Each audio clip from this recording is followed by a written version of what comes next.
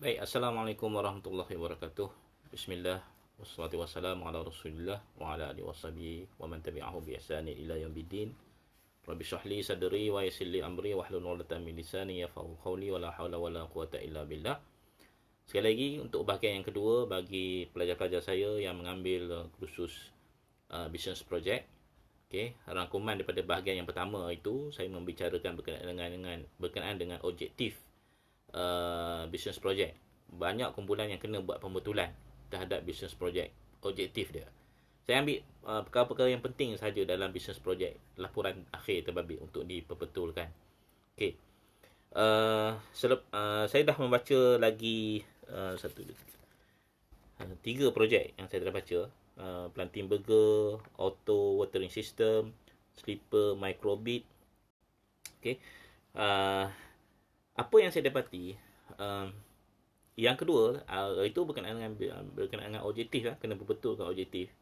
Ya, tengok balik WhatsApp yang saya hantar. Okey. Maknanya objektif kita hampir sama. Cuma yang membezakan produk ataupun services kita saja. Tapi janganlah tiru sebiji macam design yang telah dibuat oleh kumpulan yang lain tu. Ya, infografik tu harus buat berbeza lah, tapi perkataan di dalamnya hampir sama. Ya. Okey. Itu yang bab yang pertama dulu lah. Bahagian yang pertama dulu. Bahagian yang kedua, saya nak tumpukan kepada problem statement. Ya? Ataupun business problem or issues. Business problem or issues. Ada yang tulis special chapter bab berkenaan dengan business problem ataupun problem statement. Penyataan masalah. Ada kumpulan yang letak benda tersebut dalam pengenalan, introduction. Okay. Dari segi pemakahan tak ada masalah lah, as long as benda tersebut ada. Ya? Business problem ataupun business issue ataupun penyataan masalah. Ya? Tak kira lah mana-mana term yang digunakan. Apa yang saya baca, kebanyakan penyataan masalah yang ditulis ataupun dalam pengenalan ataupun yang diasingkan, okay, ada dua keadaan. Ya. Satu, kumpulan yang buat produk dia.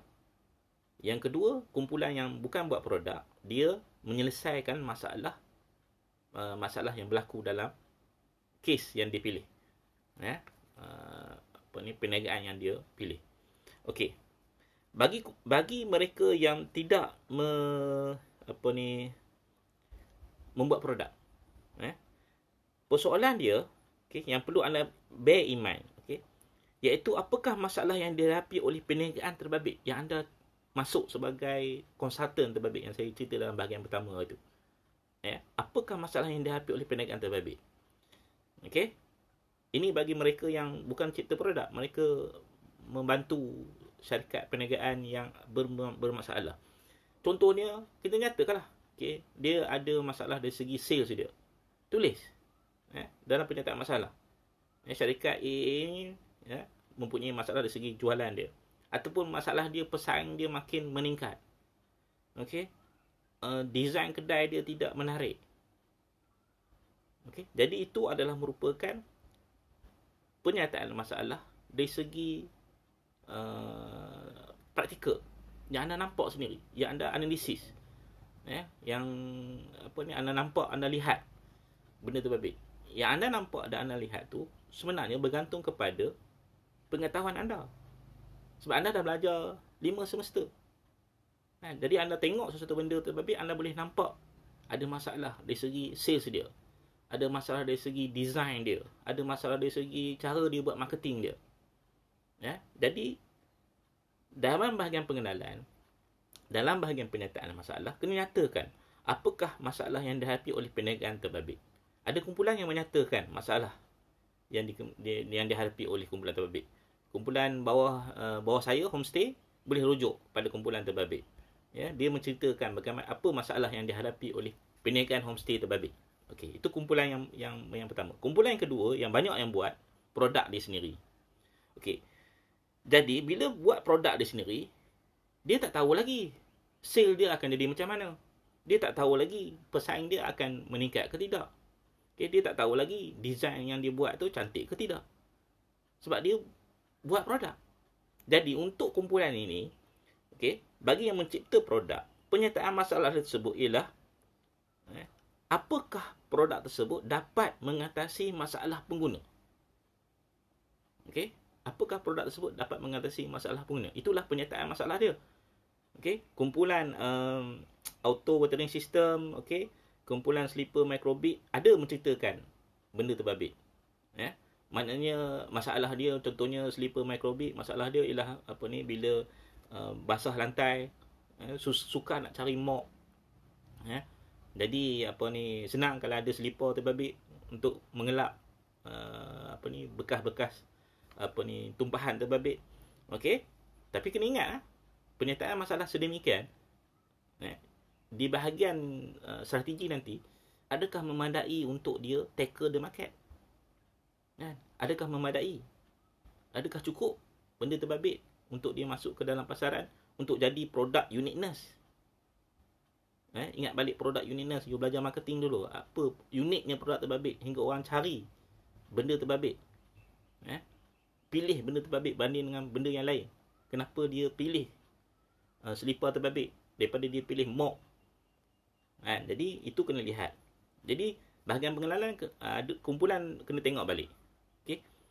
Yang pertama, apakah masalah yang dihadapi oleh perniagaan terbabit? Itu untuk kumpulan yang tak cipta produk. Bagi kumpulan cipta produk, apakah produk tersebut dapat menyelesaikan masalah pengguna ataupun masalah pelanggan? Okey. Adakah produk tersebut? Jadi kena ceritakan apa produk tersebut punya peranan untuk menyelesaikan masalah. Kalau boleh ada bukti-bukti dari segi statistik, laporan. Jangan main shock sendiri je. Oh, kita cerita satu benda ni shock sendiri je. Kita kata, oh, dia boleh selesaikan masalah sekian-sekian. Tapi benda tersebut shock sendiri. Banyak antara produk-produk yang inovasi, kadang-kadang tu inovasi dia bersifat shock sendiri. Tak ada buat analisis, tak ada buat observation, tak ada buat case study. Jadi itu dia punya keadaan dia. Okey. Jadi untuk bahagian pertama saya cerita berkenaan dengan objektif. Banyak kumpulan kena perbetulkan balik objektif dia. Okey. Bahagian yang kedua ini saya menceritakan dari segi introduction dan juga bahagian problem statement. Kena ada benda terbabit. Dia menyumbangkan markah juga. Dan ada kumpulan yang perlu revise balik dia punya bahagian terbabit. Baik, untuk penilaian, okey. Penilaian bagi report akhir, okey, dia ada untuk penyelia lah, untuk supervisor, dia ada form E1 dengan form E2. Form E2. Nampak tak? Form E2. Form E2 ni ialah untuk kumpulan yang tak ada buat produk. Dia menyelesaikan business issue, current business issue. Tajuk dia pun Final Project Report Form for Solving Current Business Issues. Kumpulan yang menyelesaikan isu-isu perniagaan yang ada. Yang saya tahu, kumpulan saya, homestay tu, memang dia buat solving current business issue. Dia bukan buat homestay. Dia menyelesaikan isu semasa perniagaan homestay yang terbabit. Bagi kumpulan yang mencipta produk, dia akan guna borang lagi satu. Ini borang E1. Ni borang E1. Dulu ada saya beri dah benda ni dalam file putih terbabit. Tak tahulah ada kat asrama ke, ada bawa balik kampung ke, dekat supervisor ke. Borang E1 ni ialah bagi kumpulan yang membuat produk. Membuat produk. Jadi ada dua jenis borang yang tengok pada jenis projek yang dia buat. Dan borang ni pemakahan dia diberi oleh supervisor. Diberi oleh supervisor. Markah dia diberi oleh supervisor. Jadi untuk selepas ini, lepas ni saya akan bincangkan bab 3. Saya akan ada lagi satu lagi bab untuk saya perkatakan. Tapi untuk masa ini, untuk bab 2 ni, untuk perkara yang kedua ini, dari segi report, yang proposal yang report yang final report yang pertama anda hantar kepada saya, yang itu saya akan buat pemakahan. Selepas ini anda kena revise balik setelah mendengar siri yang saya cakap ni, video yang saya rakamkan ni. Setelah anda mendengar video ini, anda kena researcher balik, ikut balik apa yang saya cakap, suggestkan. Sebab dia akan menggantikan presentation anda. Maknanya akan ada dua report. Satu report yang anda hantar pada saya akan beri pemarkahan. Satu lagi report selepas ini, anda akan hantar kepada supervisor anda.